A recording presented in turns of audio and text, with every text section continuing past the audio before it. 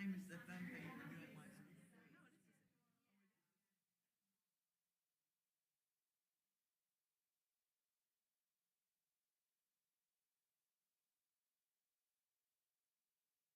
Wool and I forget if it's mohair. I think it is mohair.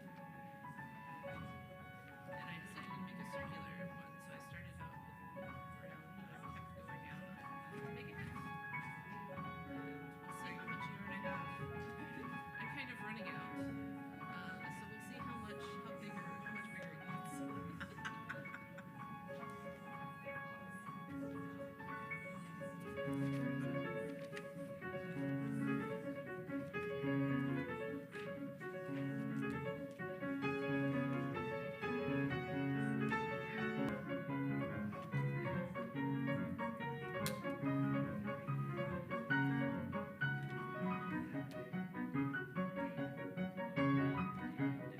Now, what cartoon did we see dancing to this? Or whatever. Seems like somebody was on the keys. What's the name of this? It's just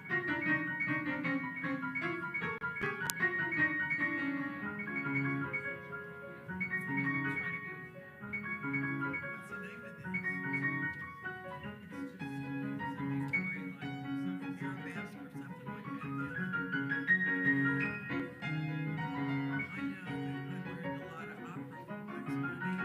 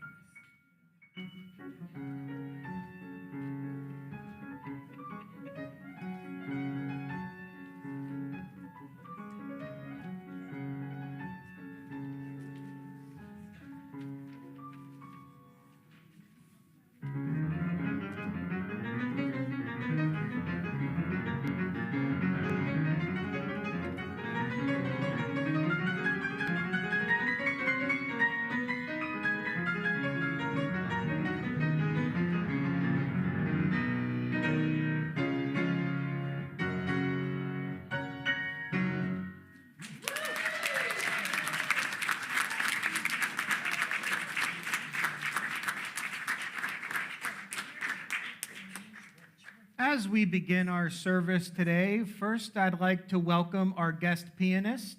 Let's be reminded of his name, Christy. Jose Melendez. Let's give Jose another hand. Jose walked in today, and the first thing he said is, "Do you have coffee?" So we are not the only ones, folks. I'd like to thank everyone for being here this morning. Last week, I spent a lot of time saying thank you to all the volunteers for the carnival, but I knew that I would be missing some of the major ones because they work on often what I think of as the other side of the church that I really would like to think of more as the important part of the church. I'd like to thank Nia and Tamar, who are sitting there, and ask them to stand up. And ask them to stand up. And ask them to stand up. Thank you so much, because I've said on more than one occasion our carnival would not have gone off without these two individuals and Rachel, who is not here with us this morning. But and this might be the first chance, other than the carnival, that many of you have had to meet Tamar, our teacher.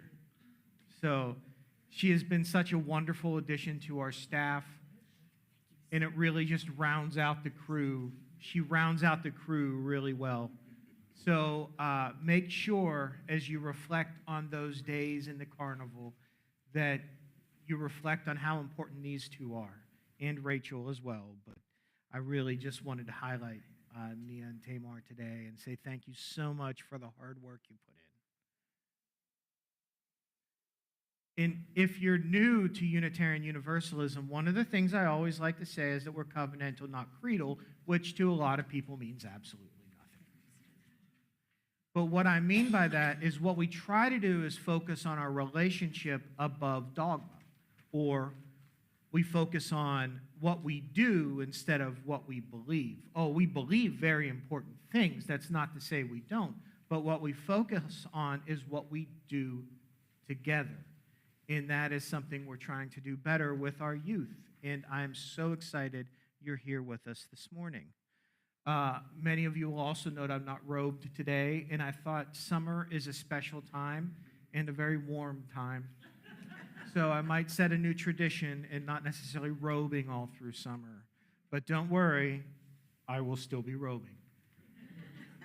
But I'd like to welcome everyone today and just say, whoever you are, wherever you are on your spiritual journey, you are welcome here. At this time, I would invite everyone to rise and gather for our hymn of, or rise together and gather for our hymn of gathering.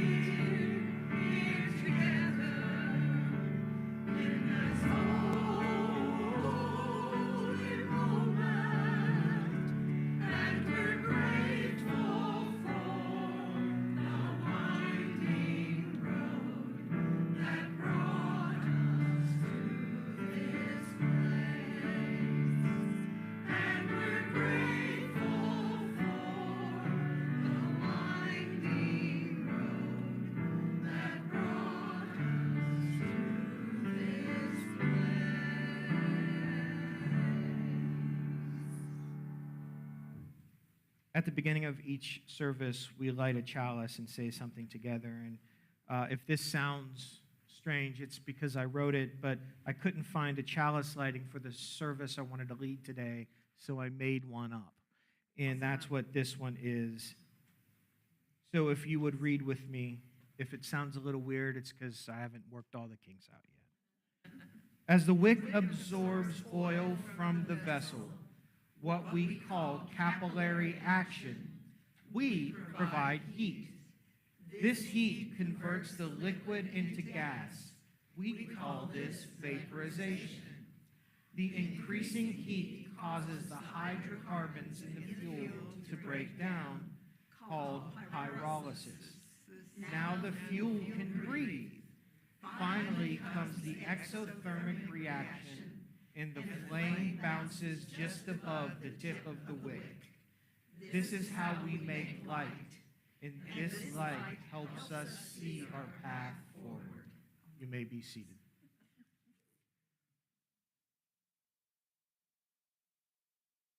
My invocation this morning is from the Humanist Manifesto. And this is from the first version of the Humanist Manifesto in 1933. We aim for the fullest possible development and animate our lives with a deep sense of purpose, finding wonder and awe in the joys and beauties of human existence, its challenges and tragedies, and even in the inevitability of finality of death. At this time, let's say our covenant together. Love is the spirit of this church, and service is its law. This is our great covenant, to dwell together in peace, to seek truth in love, and to help one another. And at this time, I would again invite you to rise and body your spirit as we sing hymn number 354, We Laugh, We Cry.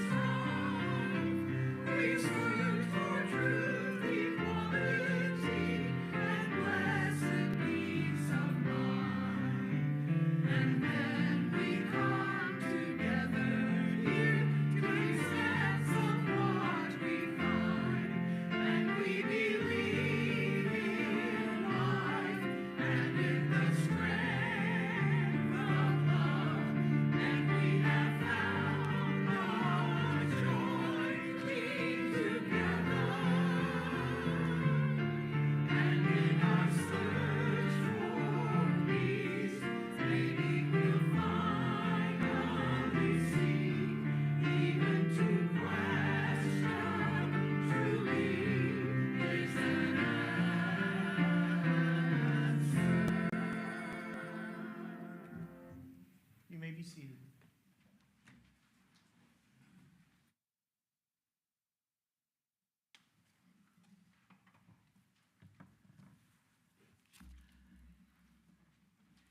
Good morning.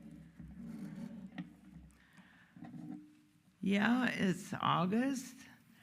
It's hot. Justin isn't even wearing his robe.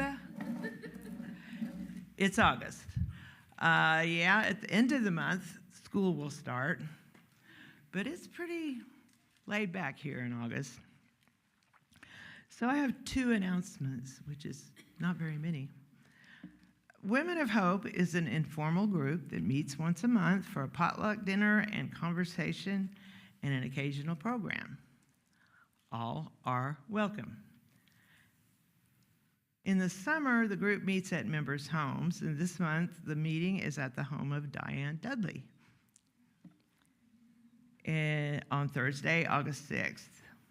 And if you need the address, email Hope, or there's the lovely Diane sitting right there if you want to ask her. And the other thing is today, most of you know we're really trying to sell the church as a wedding venue. And I think it's a great place to get married. I mean, our minister married us, but it wasn't here at Hope because there was a piano recital on the day of our wedding, right, Ken? But it's a great place to get married. Keep that in mind. And the reason I brought it up today is because Hope is participating in the wedding fair at Union Multipurpose Activity Center. I don't know if you know where that is or not, but the address is 6836 South Mingo. And Jeff is there, and Claire is there, and they'll be there till 3. So if you're out and about this afternoon because you just hate air conditioning or whatever reason, you could drop by and say hi. And that is it.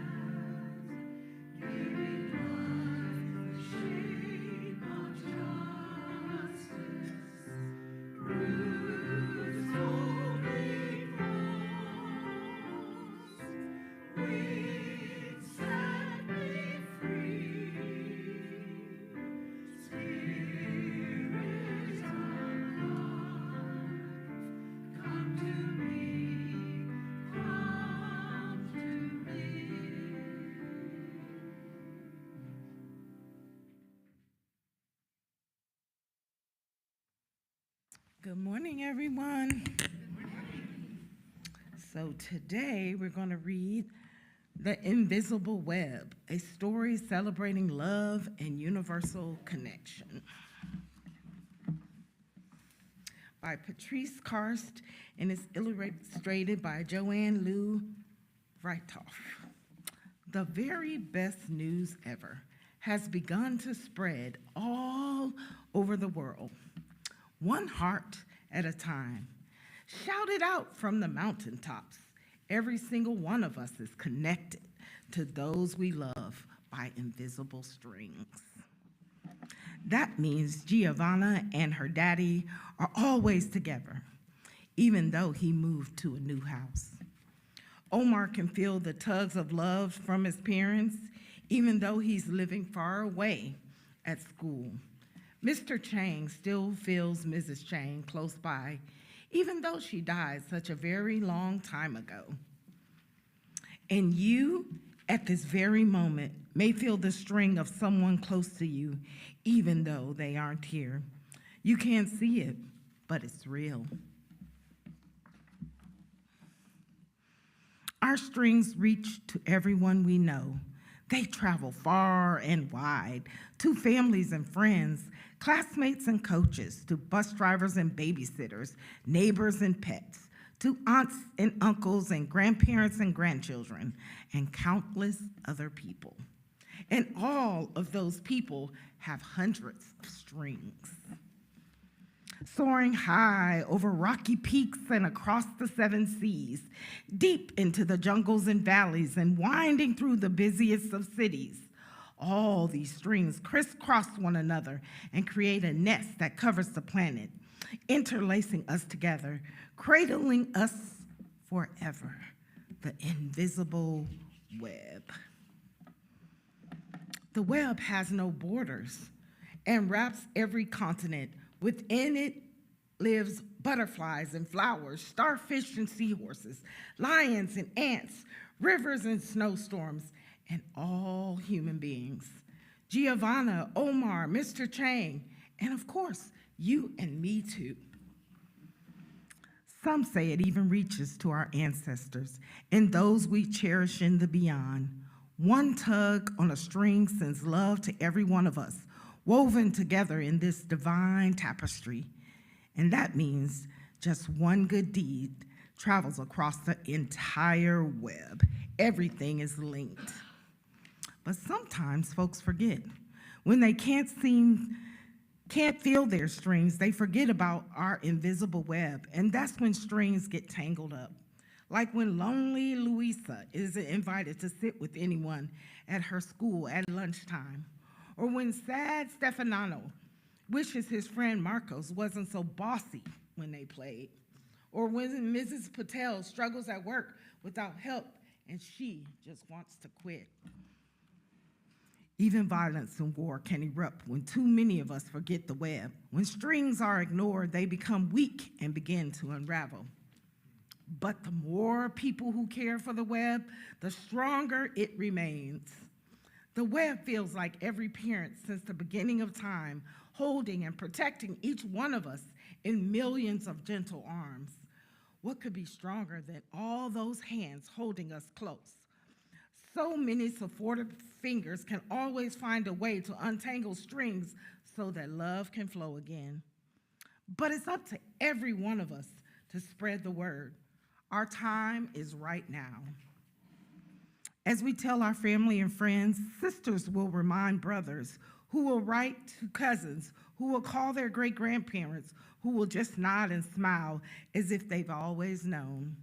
If we remember the web and tug at it often, nobody will ever be left out. We will see others more clearly. The people of the world will look into each other's eyes. They will smile at one another. And one of them cries, they will all want to help. And they do. Marcos apologizes to Stefano, who forgives his friend, and they have even more fun playing. Someone helps Mrs. Patel at work and tells her what a great job she's doing. She remembers that she's important and feels happy. And Luisa feels warm and bubbly inside when a few of the kids in class ask her to join them under the banyan tree for lunch. She knows right then the invisible web is real. After school, Luisa cries with joy as she strokes her cat, who purrs the news to the stars, and the stars whisper the secret to the clouds, who share it with the songbirds, who serenade the world with this exquisite melody of love at the start of each morning and all during the day, until as the invisible web glitters in the magic of twilight, the owls take over and hoot the news throughout the night. The invisible web is alive. Its time is right now. It breathes as we breathe, pulsating all over our earth, the single heartbeat of life and love. And do you know what that makes us all? One very big family.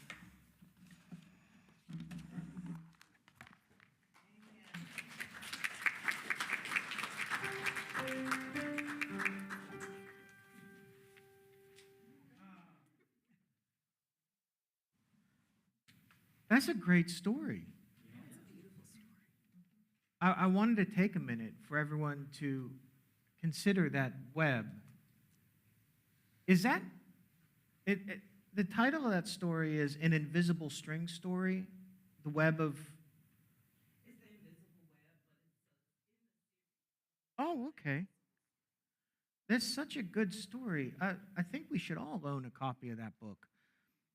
It made me think of two things, and one of which is we use the word interdependence in Unitarian Universalism. It means that I, as an individual, am not an individual in isolation.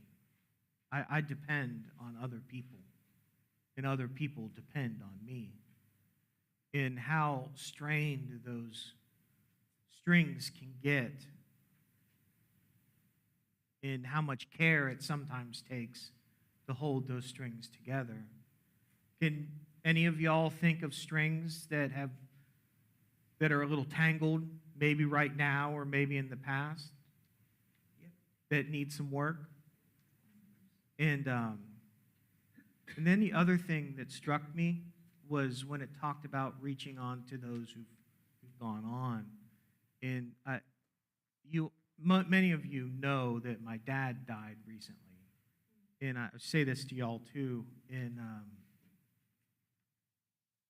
one of the things I believe is that we are all tied together. Those of us we've known and have always known.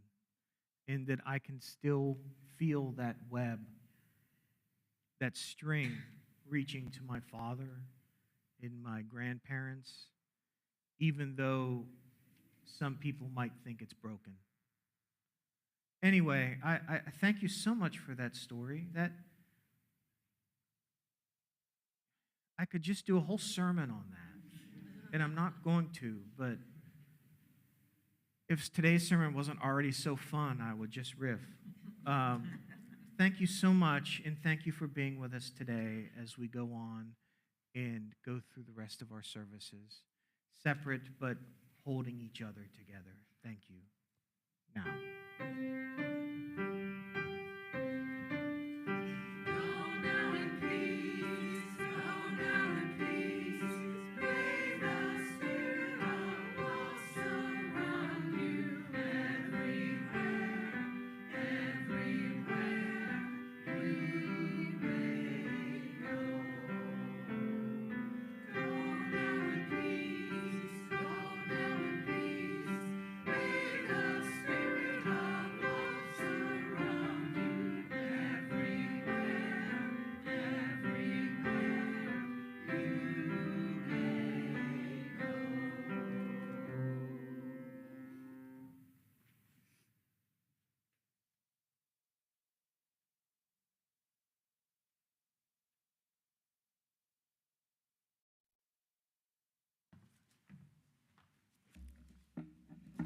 Me again.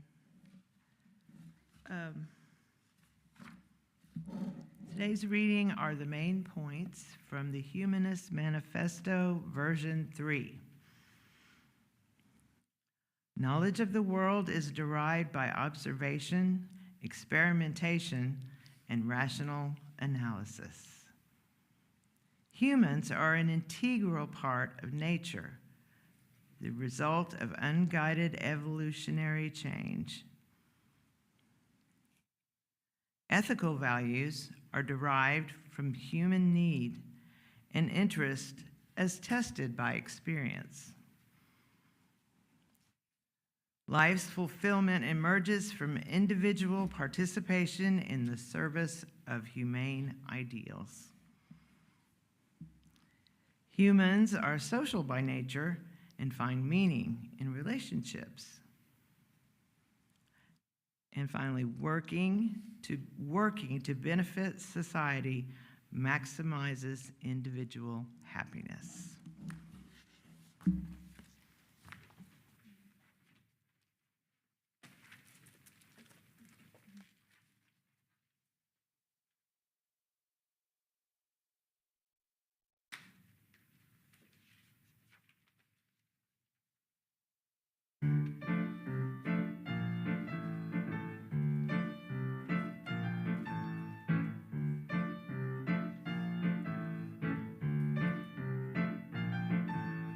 When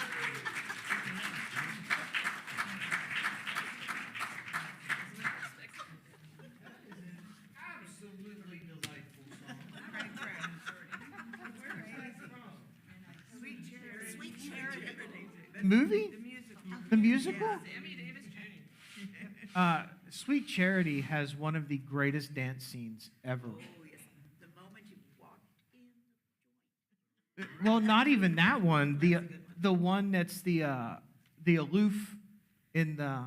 It's one of my favorite dance scenes. yeah. And if I can ever get it into a sermon, I'll show it. It's just one of my favorites. It's the most amazing thing. Fosse was such an amazing dancer, but that is such a great song. Sorry, folks.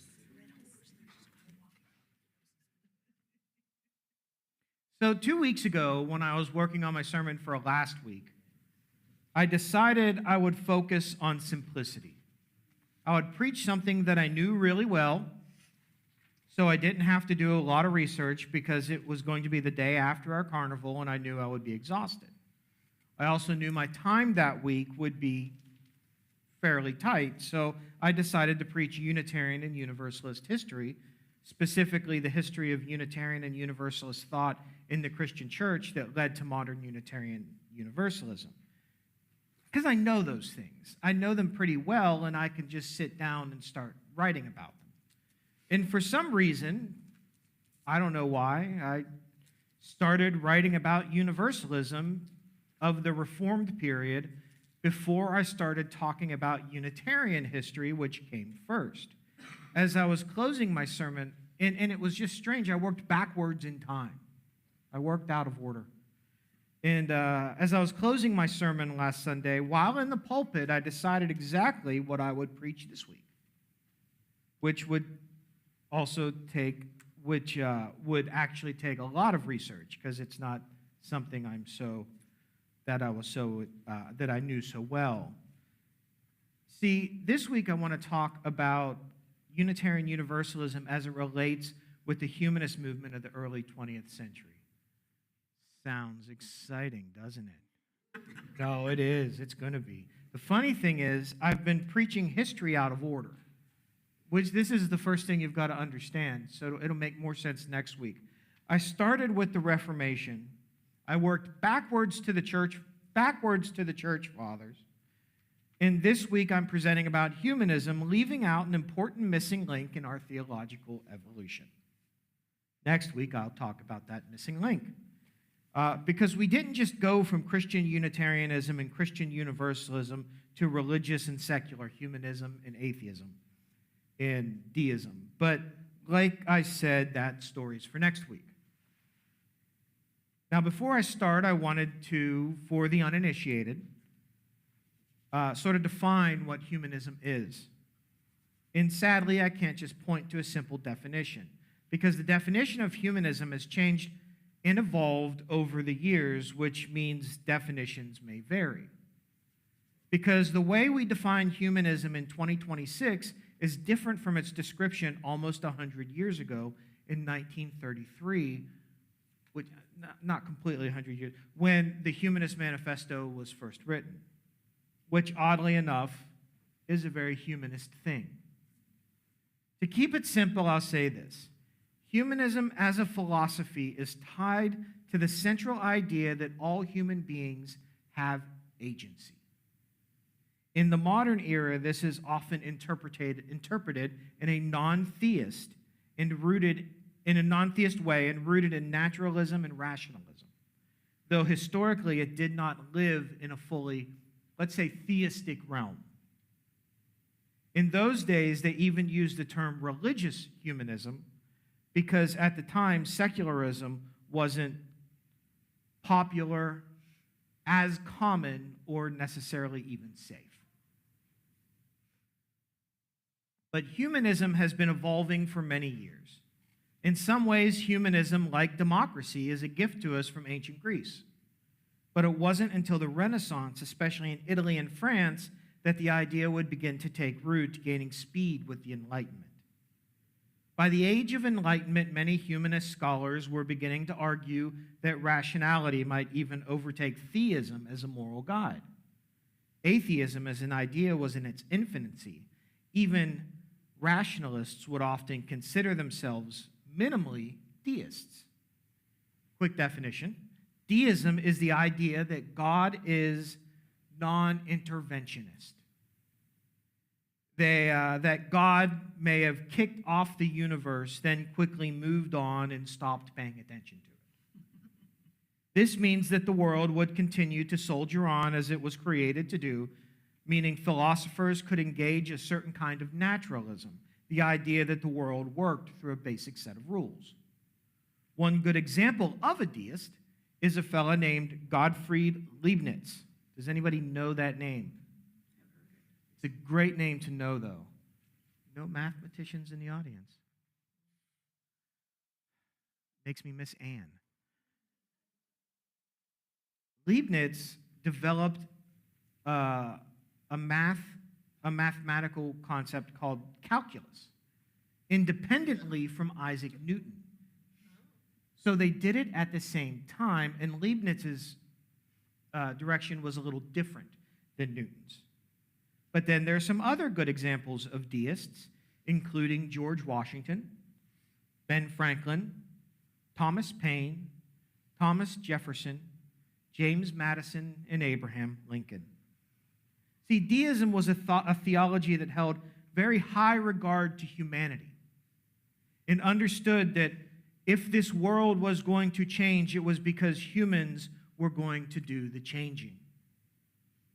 This group may have believed in God, but believed God was non-interventionalist. In the most part, they were on their own. However, for them, this was not a crisis of faith.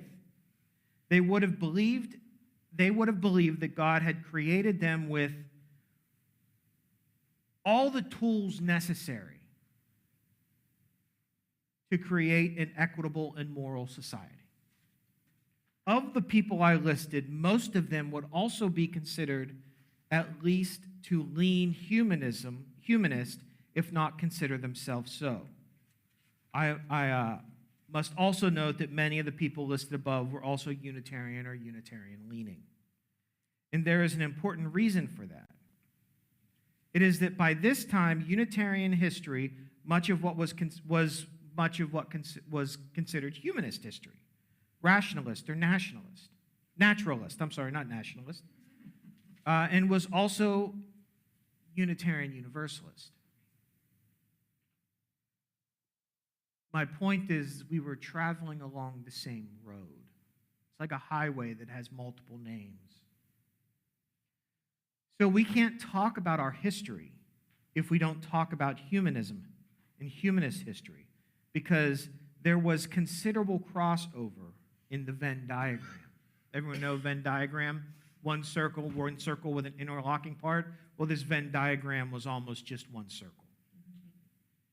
There was so much of humanism in our theological history, in fact, in this, that we can't talk about our history without it, in the same way that Christian Unitarianism and Christian Universalism were so much on that same road of what modern Unitarian Universalism is. So we can't talk about our history without talking about those things. And though all humanists are not Unitarian and all Unitarians are not humanist, in the modern era of liberal religion, the crossover is so significant that we can't debate its relatability. They're friends. Did we use the word kissing cousins? Is that bad? Now, I find it prudent, because there's a lot of time to cover, to jump to 1933, when a document was written called A Humanist Manifesto. In 1933, a group of humanists got together, brainstormed, and left the writing of their manifesto to two people, Roy Wood Sellers and Raymond Bragg. And the first point in this version of the manifesto read as following. First, religious humanists regard the universe as self-existing and not created. Second, humanism believes that man is part of nature and that he has emerged as a result of a continuous process. So in these first 2 points, which are written in a way that we would not write them today, but We'll get to that in a minute. In these first 2 points, we see the beginnings of a convergence with naturalism and rationalism in religion. For the writers of the first Humanist Manifesto, the role of religion should be adapted to fit all the needs of human beings. That humanism itself could maybe become an overtaking religion. By the time we get to the end, we will have seen that humanism holds a high moral value on praxis, on what we do. For example, it sets its purpose in the final statement. 15th and last is what it says. We assert that humanism will A, affirm life rather than deny it. B, seek to elicit the possibilities of life, not free from them. And C, endeavor to establish the conditions of a satisfactory life for all, not merely a few.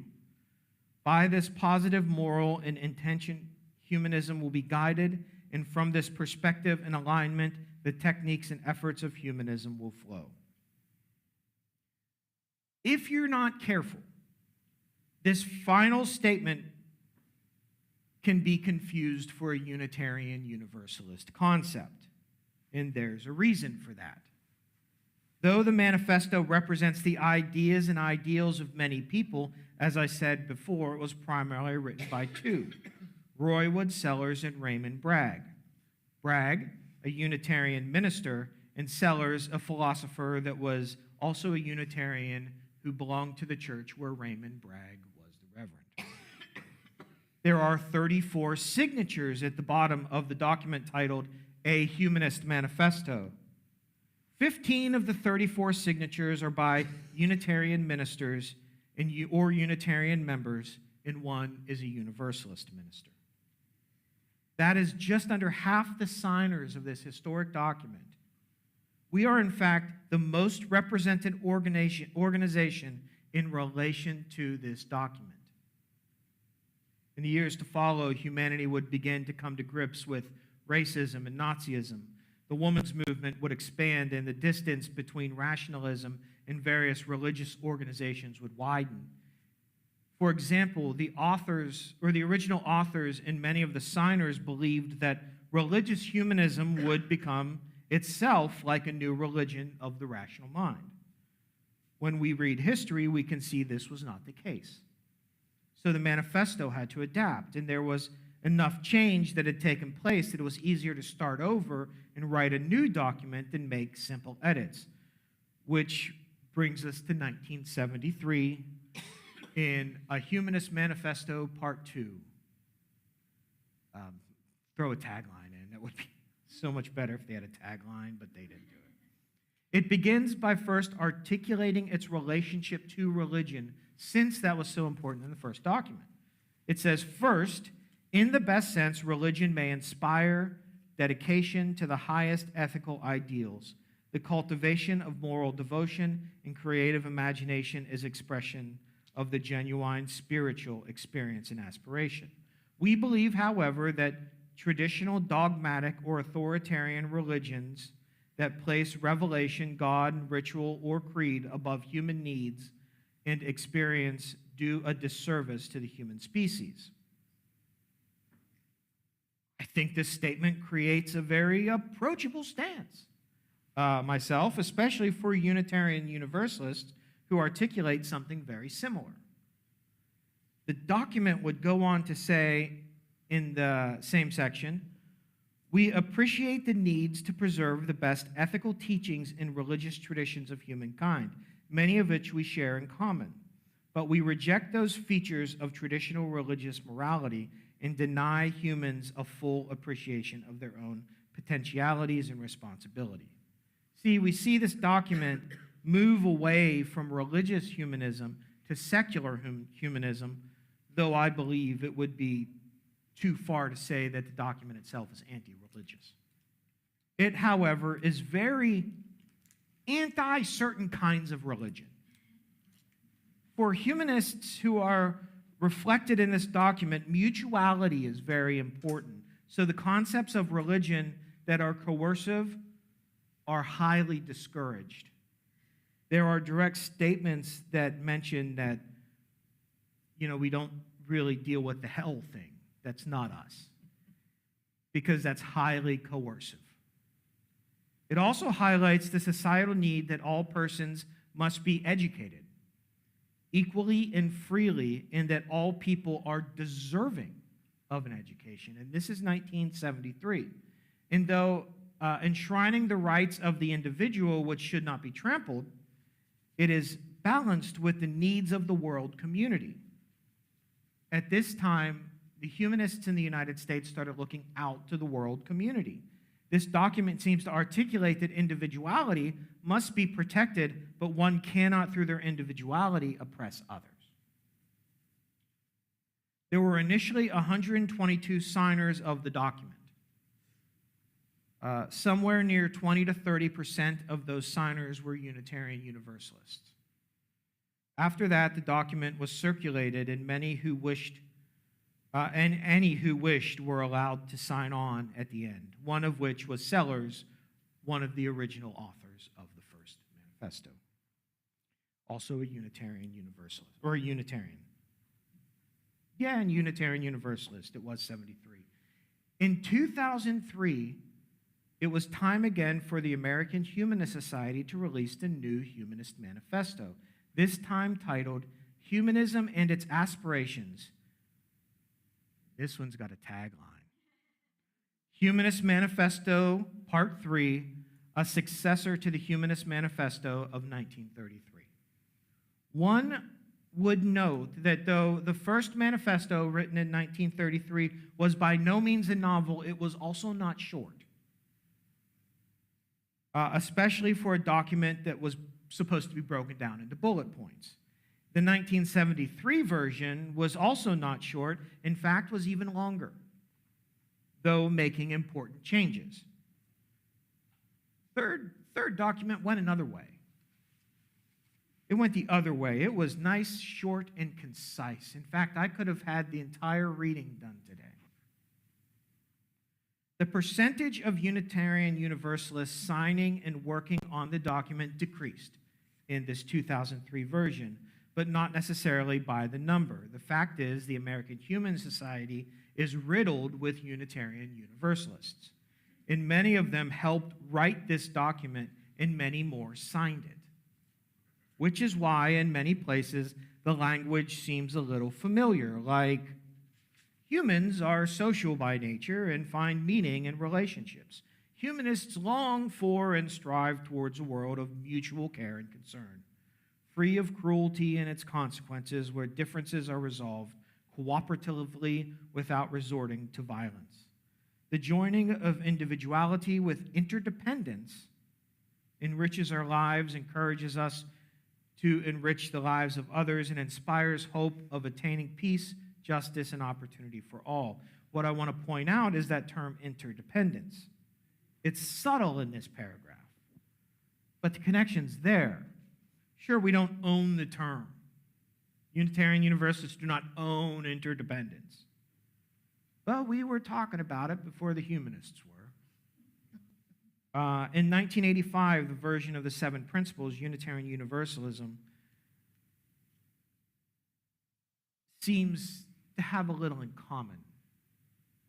It mentions that interdependence in the web of interdependence in the existence in the web of all human beings, or all nature. And sure, I might be grasping at straws, just pointing to one word and saying, see, that's us. But when we find this gem that I'm going to read now, buried in the third version, I think it's a little more clear. Ethical values are derived from human need and interest, as tested by experience. Humanists ground values in human welfare shaped by human circumstances, interests, and concerns, and extended to its global ecosystem and beyond. We are committed to treating each person as having inherent worth and dignity, and to make informed choices in a context of freedom consistent with responsibility. And just in case you missed it, we are committed to treating persons as having inherent worth and dignity. Maybe it's just a fluke. Or maybe Unitarian Universalism is part of the driving force of the ever-evolving face of humanism. And maybe it's just because one of the people who was doing the writings was obviously a Unitarian Universalist. And I'm not the only person to say this. Indicated by the high number of UU ministers and authors that actually worked on the project. The tenets and values of Unitarian Universalism are very much in line with the values related to the humanistic philosophy. So much so they are intertwined. The reality is humanism shaped early Unitarian Universalism, and Unitarian Universalism continues to be shaped by humanistic thought. And though I would say studying our history is always important, this history is special because it means we as a faith, which I totally get that word would aggravate some of the signers of the original document, are still shaping the philosophical transformation of humanity. And we as a group are at the forefront of the cultural shift that comes with that transformation. My point is, because when you are Unitarian Universalist, we're tied to ancient traditions. Our history is thousands of years old. It isn't separable from the Abrahamic faiths of the before Common Era. If we go way back, I would say that we have a religion that can be proud of. But because our roots may go that far back, the rest of the tree reaches for the heights of human transformation into a more just and loving society. We understand that a tree has roots. We're also looking forward to the next season and maybe what the fruit may taste like coming after. So I can say this in Unitarian Universalism. We are a tree of life. We are a living tradition. We are the future of faith. There is no faith like ours. We have an individually different kind of way to approach faith than anywhere else. That's something to be proud of. Even if we never become the majority of religious people in the world, our thinkers will always stand at the forefront, slowly shifting those who come behind. See, we don't need to be the majority faith in the world to make a difference in the world. What happens is we tend to get there first and everyone catches up. We are part of that great shift by moving the rudder just a little bit and letting the ship of society move itself. Be proud to be Unitarian Universalist. Don't look at waning numbers or empty chairs and fear that we aren't living out our values. We live out our values in so many ways that are absolutely invisible. And one of those ways is by having a whole lot of people on the American Humanist Association. But there are ways you don't see it. The way that we shift education, the way that education shifts, and we have a part of it. So be proud to be UU. If you're not UU and you're still wondering what that means, let's have a conversation about it. Because our faith is at the forefront of humanity. We're doing our best to shift everything that comes after. So let's continue moving that rudder and doing the hard work of being the first people to do this, that, or the other.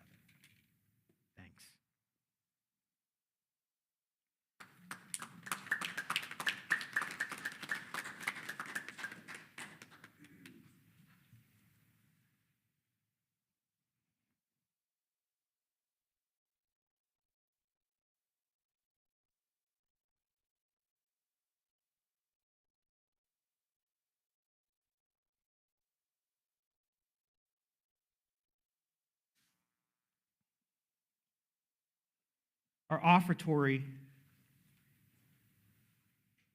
this month, our generosity recipient, led by Krista Patrick, this morning, the executive officer of Tulsa Metropolitan Ministries, came and spoke to us about all the things they're doing. And people were so excited they wanted to plan a field trip down to Dawson Commons to see what the plan is, which we're going to be working on. Fact is, many of the things that TMM has done in the past and in the future have shifted and changed Tulsa in so many positive ways, whether it's working with the homeless, working with people who are victims of being trafficked, or just feeding kids who don't have any other way to get food. At this time, you're welcome to give to Tulsa Metropolitan Ministries by putting cash in the basket or writing a check to Hope Unitarian Church and writing generosity in the memo line. All checks without generosity in the memo line will be applied to your pledge or to the operating fund. Let's help move that rudder, folks.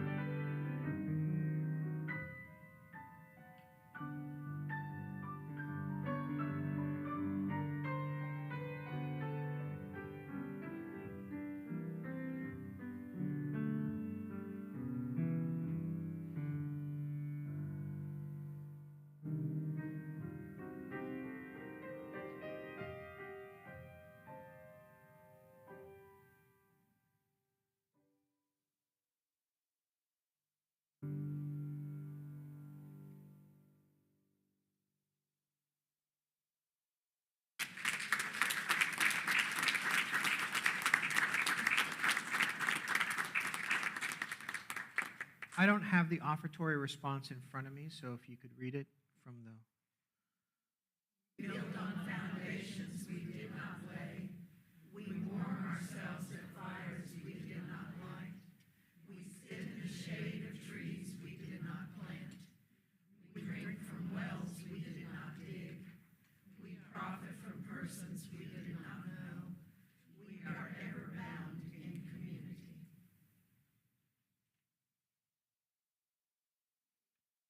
So this says hymn 332 is life is the greatest gift of all. Thank you, everybody. Let's rise in body or spirit and sing hymn number 331, Life is the Greatest Gift of All.